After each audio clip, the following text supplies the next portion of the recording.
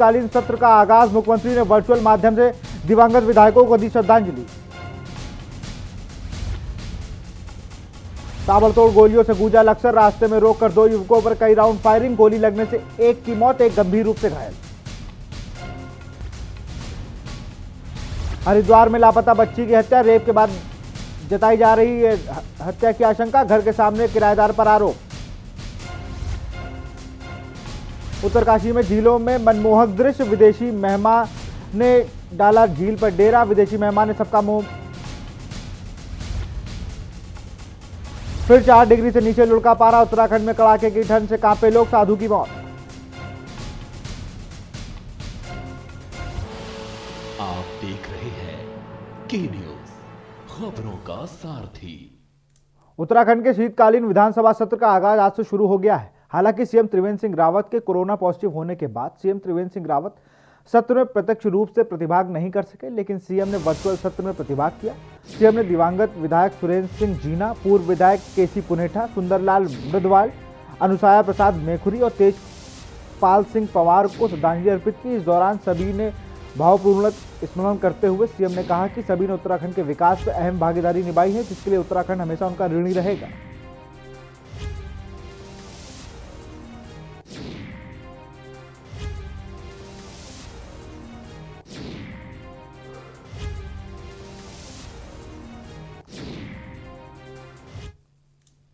उत्तराखंड विधानसभा में शीतकालीन सत्र के पहले दिन की कार्रवाई संपन्न हो चुकी है। सत्र की शुरुआत में सबसे पहले दिवंगत 5 विधायकों को भावभीनी श्रद्धांजलि दी गई, जिसमें सत्ता पक्ष के विधायक सुरेंद्र सिंह जीना, पूर्व विधानसभा उपाध्यक्ष अनुसाया प्रसाद मैखुरी, पूर्व विधायक तेजपाल सिंह पवार और स्वर्गीय विधायक सुंदरलाल मृदवाल को भावभीनी श्रद्धांजलि दी गई। इस दौरान सभी विधायकों ने अपने अपने वक्तव्य रखे। वहीं मुख्यमंत्री त्रिवेंद्र सिंह रावत ने वर्चुअल माध्यम से सदन में कार्रवाई में प्रतिभाग किया। साथ ही दिवंगत विधायकों को भावभीनी श्रद्धांजलि अर्पित की। इसके साथ ही सदन के पटल पर राज्य के अनुपूरक बजट भी रखा गया। संसदीय कार्य मंत्री मदन कौशिक ने बताया कि मंगलवार को अनुपूरक बजट पर विस्तार से सदन में चर्चा की जाएगी। इस बार का अनुपूरक बजट 4063 करोड़ 79 लाख का होगा, जिसमें कल सदन पर चर्चा की जाएगी। सभी माननीय सदस्यों ने उन्हें अपनी भावभीनी श्रद्धांजलि अर्पित की। इससे अलग आज अनुपूरक बजट ले हुआ है, जिस पर कल उस पर सदन में चर्चा होगी। कुल मिलाकर 4063 करोड़ 79 लाख इतने का बजट हम लोगों ने यहाँ रखा है, जिसमें राजस्व मद का 2071.42 करोड़ और पूंजीगत मद में 1992 करोड़ और 37 लाख का प्राविधान किया गया है। इसमें जो प्रमुख बातें थी जो आज बजट हमने रखा है। उत्तराखंड में विधानसभा सत्र का पहला दिन हंगामेदार रहा। दिवंगत विधायक सुरेंद्र सिंह जीना को श्रद्धांजलि देने के बाद कांग्रेस ने सरकार से सदन स्थगित करने की मांग की, लेकिन सत्र की कार्रवाई जारी रही, जिसका विरोध करते हुए कांग्रेस के विधायक दिखे। कांग्रेस विधायकों का आरोप है कि यह सदन का नियम है कि किसी भी सिटिंग एमएलए के देहांत होने के बाद उसके लिए जब सत्र में शोक संवेदना व्यक्त की जाती है तो उसके बाद सदन की कार्रवाई स्थगित कर दी जाती है। लेकिन सत्र के दौरान जब दिवंगत सुरेंद्र सिंह जीना के लिए शोक संवेदना व्यक्त की गई तो कांग्रेस ने कार्रवाई को स्थगित करने की मांग की, लेकिन सरकार की कार्रवाई को जारी रखने को लेकर बेहद निंदनीय है।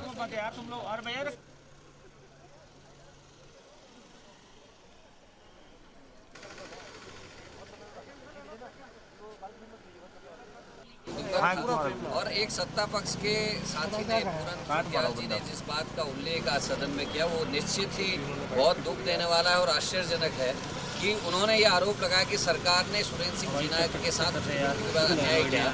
जब उनकी कोविड रिपोर्ट आई, लास्ट कोविड रिपोर्ट आई, वो नेगेटिव आई थी और उनकी डेथ के बाद जब उनकी अंत्येष्टि की गई तो जो राजकीय सम्मान के संग वर्तमान विधायक का अंतिम संस्कार किया जाता है, वो अंतिम संस्कार सुरेंद्र सिंह जीना जी का बिना राजकीय सम्मान के संग किया गया। तो ऐसी सरकार, ऐसे सरकार के अध्यक्ष के बातों का जवाब देना बहुत आवश्यक नहीं है। आज किसान आंदोलनरत रहे। इस उत्तराखंड राज्य में पहली बार ऐसा हुआ कि किसानों ने आत्महत्या की है। उत्तराखंड शीतकालीन सत्र शुरू होने के साथ ही कांग्रेस ने सरकार की घेराबंदी शुरू कर दी है। सैकड़ों की संख्या में कांग्रेस जनों ने सरकार के खिलाफ विशाल प्रदर्शन किया। कांग्रेस प्रदेश अध्यक्ष और पूर्व सीएम की अगुवाई में हुए इस प्रदर्शन के दौरान किसान बिल, बेरोजगारी, बढ़ती महंगाई के साथ ही विभिन्न मुद्दों को लेकर राज्य सरकार पर निशाना साधा। विधानसभा सत्र का पहला दिन आज से शुरू हो गया है, तो वहीं लगातार विपक्ष ने भी सरकार को घेरने की रणनीति बना ली है। आप साफ तौर पर देख सकते हैं आज कांग्रेस लगातार प्रदेश में बढ़ती बेरोजगारी और किसानों की समस्या को लेकर प्रदर्शन कर रही है। तमाम कार्यकर्ता इस वक्त यहाँ पर मौजूद है। आप देख सकते हैं साफ तौर पर किस तरह से लगातार कांग्रेस विरोध प्रदर्शन कर रही है और कुछ कार्यकर्ता हमारे साथ इस वक्त मौजूद है जिनसे हम बातचीत करने की कोशिश करेंगे। गरिमा दसों की प्रदेश में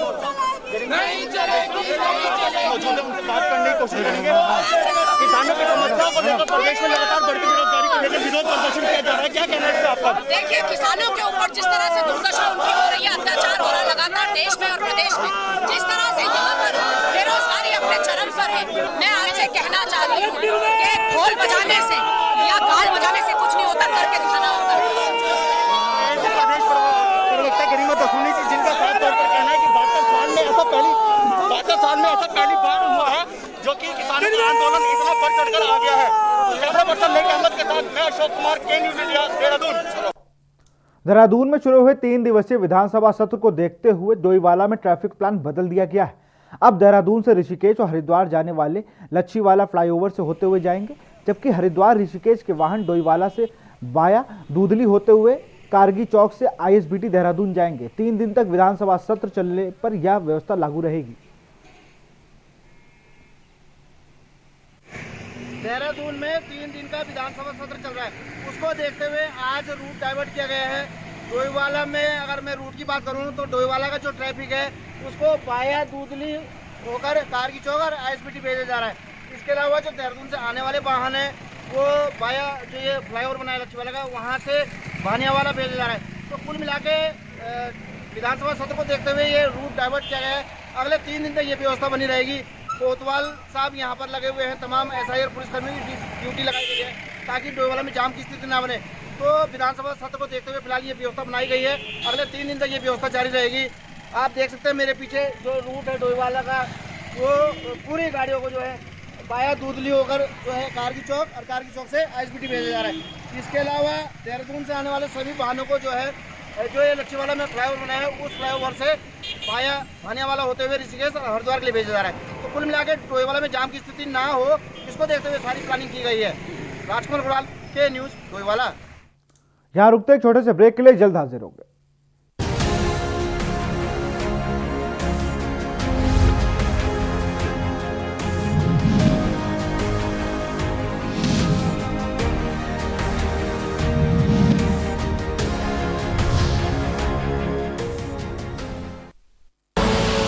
आप देख रहे हैं के न्यूज़, खबरों का सारथी।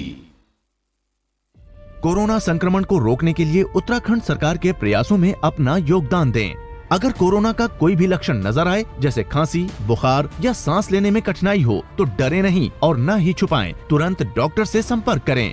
सही समय पर जांच जरूरी है। राज्य सरकार द्वारा कोरोना टेस्टिंग हेतु व्यापक व्यवस्थाएं की गई हैं। कोरोना से बचाव के लिए मास्क पहनना, हाथों को साफ रखना और आपस में 2 गज की दूरी बनाकर रखना जरूरी है। जब तक दवाई नहीं, तब तक ढिलाई नहीं।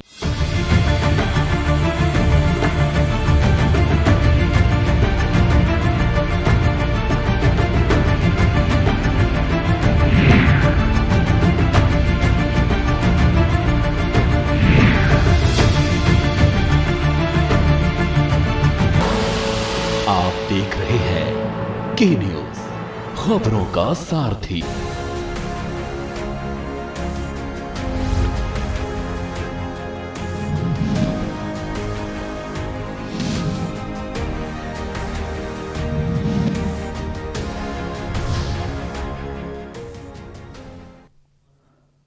ब्रेक के बाद आपका स्वागत है। खबर देहरादून से है, जहां किसानों के आंदोलन को लेकर भाजपा प्रदेश अध्यक्ष बंशीधर भगत ने कांग्रेस पर पलटवार किया है। बंशीधर भगत ने कहा है कि कांग्रेस किसानों को बरगलाने का काम कर रही है। उन्होंने किसान आंदोलन को लेकर कहा है कि केंद्र सरकार लगातार किसानों के हक में काम कर रही है और इसी क्रम में किसान बिल को लाया गया है, लेकिन किसानों की भलाई कांग्रेस को रास नहीं आ रही है और इसलिए कांग्रेस किसानों के अनर्गल पाठ पढ़ा रही है।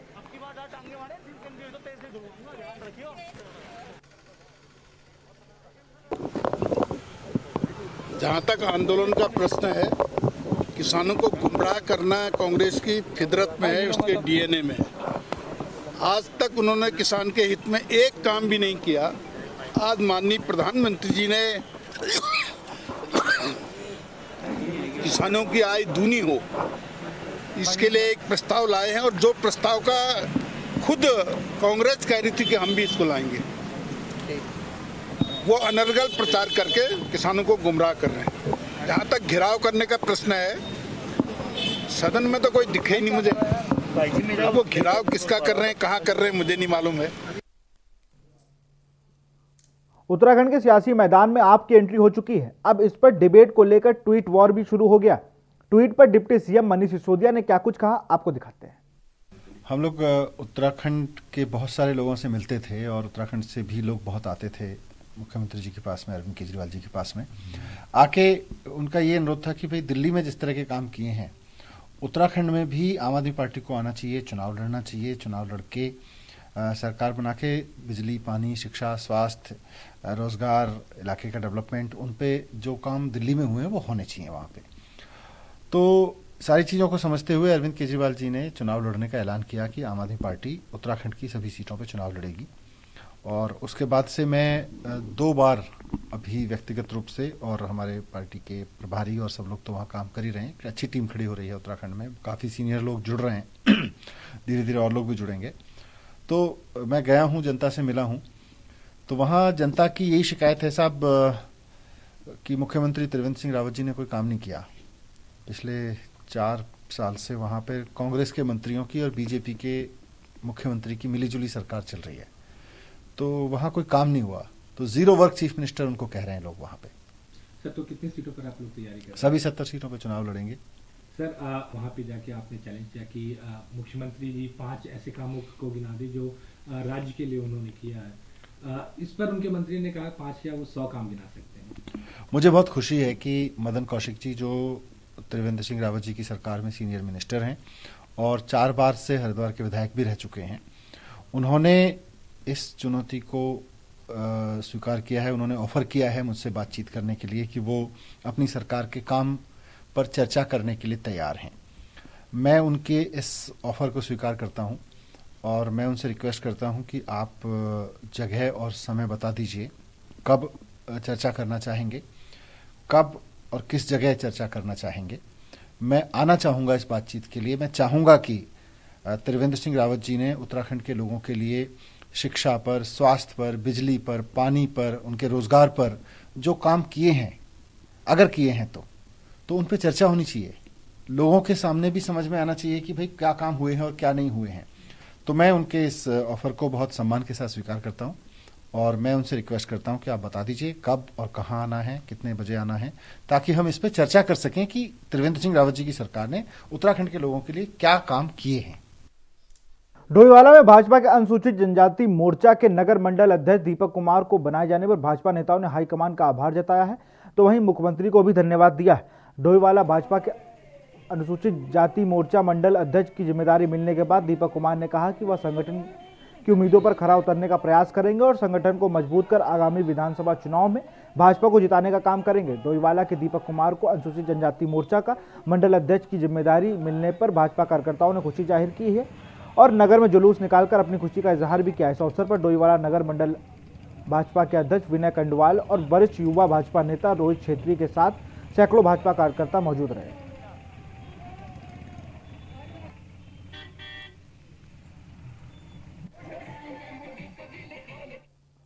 अंतर्राष्ट्रीय योग दिवस के अवसर पर विधानसभा में योग श्रृंखला के तहत 31वां कार्यक्रम का आयोजन किया गया। कार्यक्रम में पतंजलि योग पीठ के महामंत्री आचार्य बालकृष्ण मुख्य अतिथि के तौर पर शामिल रहे। विधानसभा अध्यक्ष प्रेमचंद अग्रवाल की अध्यक्षता में हुआ कार्यक्रम विभिन्न विधानसभा अधिकारी कर्मचारियों के साथ कई विधायकों ने भी योग कर कार्यक्रम का हिस्सा लिया। आचार्य बालकृष्ण का कहना है कि जिस तरह से कोरोना महामारी चल रही है, ऐसे में लोगों को योगा करते रहना चाहिए, संतुलित आहार लेना चाहिए और उनका कहना है कि योग से निरोग रह सकते हैं। विधानसभा अध्यक्ष प्रेमचंद अग्रवाल का कहना है कि विधानसभा में योग शिविर का आयोजन रखा गया है ताकि विधायक और अधिकारियों को इससे लाभ मिल सके, जिसमें कई विधायक और कर्मचारियों ने हिस्सा लिया है। उनका कहना है कि विधानसभा में हर महीने 21 तारीख को यह शिविर का आयोजन किया जाता है। जब देहरादून में प्रधानमंत्री आज का मंच ऐसे ही उन्होंने यहाँ पे प्रतिभाग किया, मैं उनका धन्यवाद कर रहा हूँ, क्योंकि योग एक ऐसी विधा है जिसको करने से वास्तव में करो योग रहो निरोग। वो स्थिति में मैं कह सकता हूँ हो सकता है कुछ लोगों का अपना कोई विशेष अपना व्यक्तिगत कोई कारण होगा, लेकिन हमने सबको आग्रह किया था, बाध्यता नहीं थी। जो आए मैं उनका धन्यवाद कर रहा हूँ। ने हर तरह का प्लांट्स के एक्टिव कंपाउंड के सिमुलेशन करने से लेकर के प्री क्लिनिक से लेकर के क्लिनिकल से लेकर के और साइकोसोमेटिक तक अभी हम लोग स्टडी कर रहे हैं। काफ़ी बड़े लेवल पर हम लोग रिसर्चेज कर चुके हैं, उनका डॉक्यूमेंटेशन हो रहा है, बहुत सारे रिसर्च पेपर इंटरनेशनल जर्नल्स में पब्लिश हो चुके हैं। तो निश्चित रूप से यदि भारतवर्ष में पूरी दुनिया में जो कोरोना के कारण से जो कैजुअलिटी हो रही है, यदि भारत में कम है तो एक ही कारण है, वह है योग और आयुर्वेद। इसके अतिरिक्त तो दूसरा कोई कारण नहीं। कोटद्वार के किरोटिया क्रॉस गब्बर सिंह कैंप में चल रही आर्मी सेना भर्ती के दौरान ब्रिगेडियर राहुल भटनागर JRO लखनऊ ने पत्रकारों से प्रेस वार्ता की। स्थानीय प्रशासन को धन्यवाद करते हुए देश के किसी भी राज्य में कोरोना महामारी के चलते रैली भर्ती का आयोजन नहीं करवाया गया, फिर भी सेना ने कोरोना महामारी के खतरे को दरकिनार करते हुए युवाओं के भविष्य को देखते हुए सबसे पहले पौड़ी जिले के कोटद्वार में भर्ती रैली कराई जा रही है। इनिशिएटिव है और ये बहुत बड़ा चैलेंज भी है, लेकिन इस चैलेंज पे उतरना ही सबसे बड़ा अच्छा बात है यहाँ फौज की। यहाँ पे सबसे अच्छा बात हुई कि यहाँ के सिविल एडमिनिस्ट्रेशन ने सबसे पहले आगे कदम आगे बढ़ाया। जहाँ से मैं DM साहब को, यहाँ के कमिश्नर साहब को और SDM साहब योगेश धीरज साहब, डीएम साहब, इन सबका धन्यवाद देता हूँ। पुलिस का भी, साथ ही साथ यहाँ के हमारे मिलिट्री अथॉरिटीज़ हैं, ब्रिगेडियर सेठी, JRRC, उनका धन्यवाद देता हूँ। इन लोगों ने आके इनिशिएटिव का कि हम चलाएंगे। है सबको चैलेंजेस बहुत सारे, हम लोगों को प्रैक्टिस करनी पड़ रही है सोशल डिस्टेंसिंग की, मास्क लगा के दौड़ने की, बच्चों को भी तकलीफ हो रही है। हमने भी कोविड टीम बिठा के रखी हुई यहाँ पे। इन सब चैलेंजेस के साथ साथ हम बच्चों की आशाओं भी देख रहे हैं, उनकी आशाएं ना टूटें, इसलिए हमने इनिशिएटिव लिया, अपने आप को एक्सपोज भी किया। हमारे इतने जवान आते हैं यहाँ पे, सब एक्सपोज भी हो सकते हैं, लेकिन फिर भी हमने कोशिश की कि इस गढ़वाल एरिया में रैली को आगे बढ़ाएं। यहाँ रुकते एक छोटे से ब्रेक के लिए, जल्द हाजिर होंगे।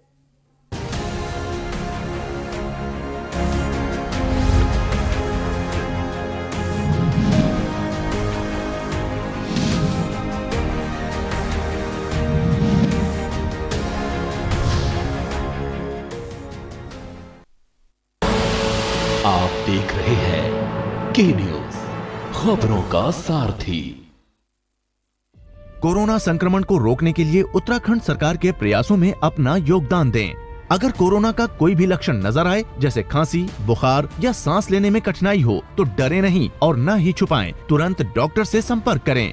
सही समय पर जांच जरूरी है। राज्य सरकार द्वारा कोरोना टेस्टिंग हेतु व्यापक व्यवस्थाएं की गई हैं। कोरोना से बचाव के लिए मास्क पहनना, हाथों को साफ रखना और आपस में 2 गज की दूरी बनाकर रखना जरूरी है।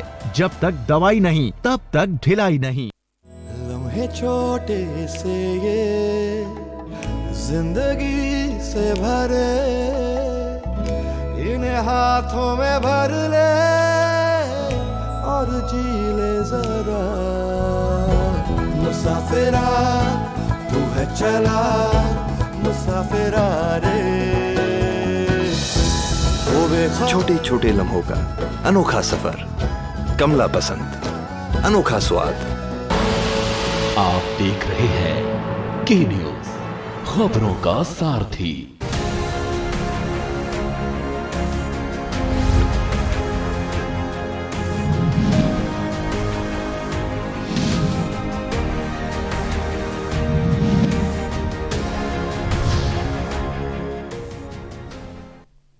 ब्रेक के बाद आपका स्वागत है। उपाध्यक्ष औषधि एवं पदक बोर्ड के बाद अनिल नौटियाल नियुक्ति किए जाने के बाद अपने गृह जनपद पहुंचने के बाद आज स्थानीय नागरिकों एवं भाजपा कार्यकर्ताओं द्वारा एक स्वागत रैली निकाली गई। रैली के बाद स्वागत कार्यक्रम हुआ, जिसमें वक्ताओं द्वारा अनिल नौटियाल को दर्जा मंत्री नियुक्त किए जाने पर हर्षोल्लास प्रकट किया गया और उनके उज्जवल भविष्य की कामना भी की गई। वहीं अनिल नौटियाल का कहना है कि वो सूबे के मुख्यमंत्री त्रिवेंद्र सिंह रावत के कार्यकर्ताओं को धन्यवाद देते हैं। राज्य में पदक बोर्ड के माध्यम से जिन क्षेत्रों में भी आवश्यकता है वह वहां पर कार्य करेंगे, जिससे प्रदेश के युवाओं को रोजगार से जोड़ा जा सके।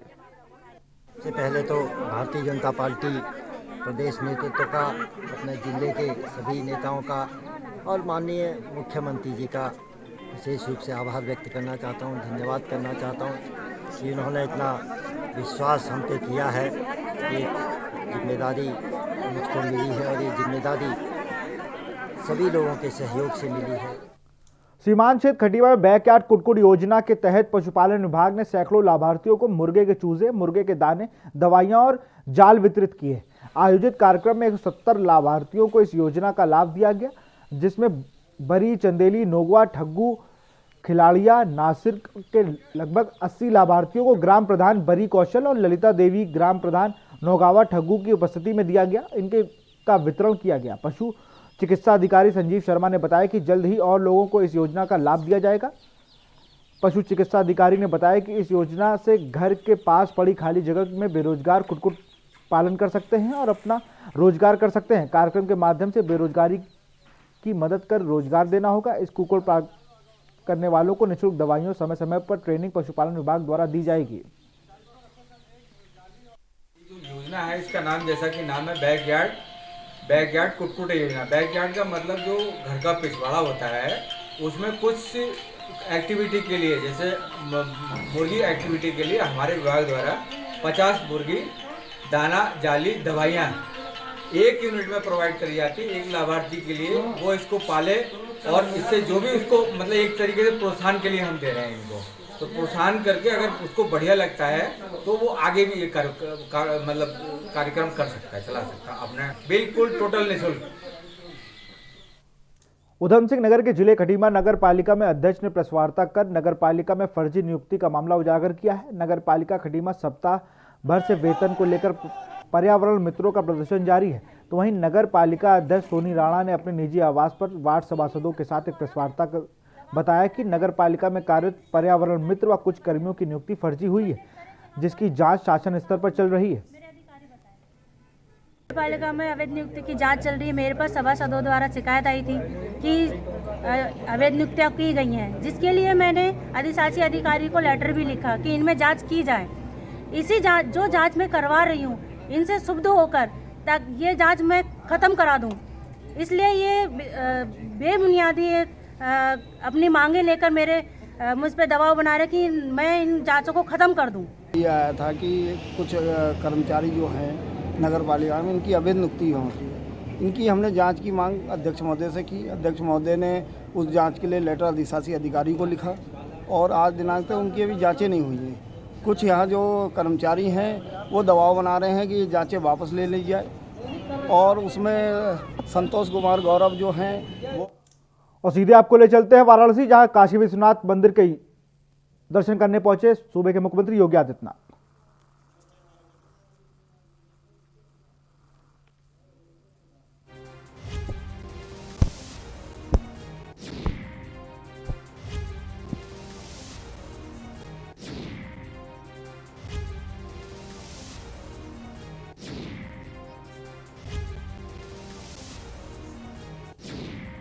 और एक दिवसीय वाराणसी दौरे पर हैं सूबे के मुख्यमंत्री योगी आदित्यनाथ। बाबा काशी विश्वनाथ के दर्शन कर रहे हैं और उसके उपरांत इसके बाद अधिकारियों के साथ समीक्षा बैठक भी करेंगे।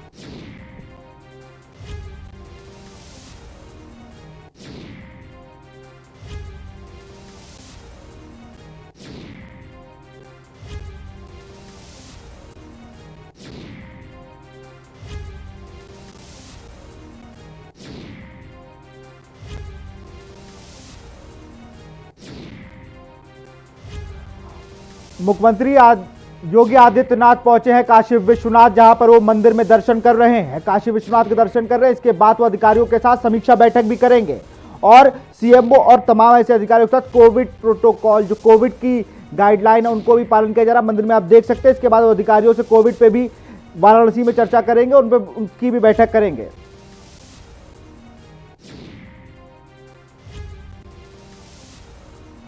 तो सीधी तस्वीरें आपको काशी विश्वनाथ मंदिर से दिखा रहे हैं, जहां पर सूबे के मुख्यमंत्री योगी आदित्यनाथ पहुंचे हुए हैं।